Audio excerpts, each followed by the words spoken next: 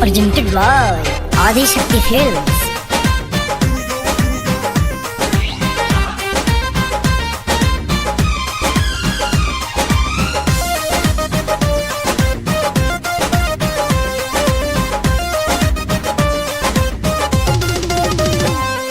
नया साल में प्यार का अवार्ड आया है, झलक रहा है।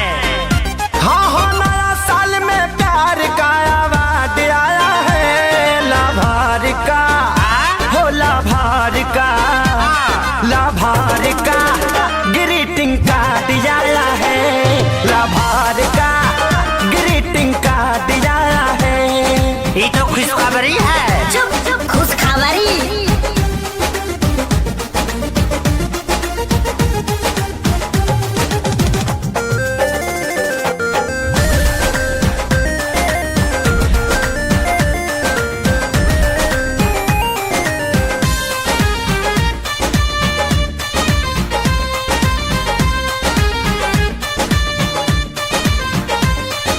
पढ़ा हूँ जब से शायरी में तो हो गया हूँ घायल। रात भरी तकिया के नीचे धके सोया हूँ मोबाइल। क्या लिखी है? चीटी चढ़ती है पहाड़ पे मरने के वास्ते।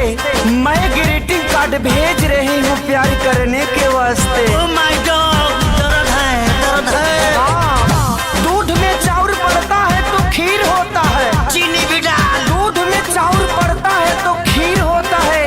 जिसके दिल में प्यार नहीं है वो तो फकीर होता है। Oh my God, फीलिंग है, फीलिंग है। बड़े दिनों के बाद उनको याद आया है। लकी है। बड़े दिनों के बाद उनको याद आया है। लाभार का हो लाभार का ग्रीटिंग कार्ड आया है। लाभार का ग्रीटिंग कार्ड आया है।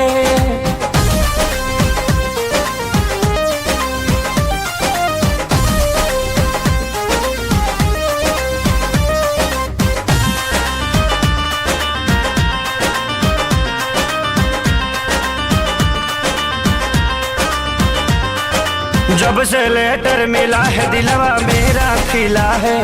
भूल गया हूँ मेरा घर का बना जिला है। छापाड़ा है रे पगला, आगाओ बॉक। भेज रही हूँ ग्रीटिंग कार्ड, चंदन से कम नहीं। महक रहा है, महक रहा है। ये जो मेरा दिल है लंदन से कम नहीं। Oh my God! चांदनी चांद से होती है सितारों से नहीं। मैं तो सिर्फ आपसे मोहब्बत करती हूँ जानू, हजारों से नहीं। Oh my God, मार ही डाला रे।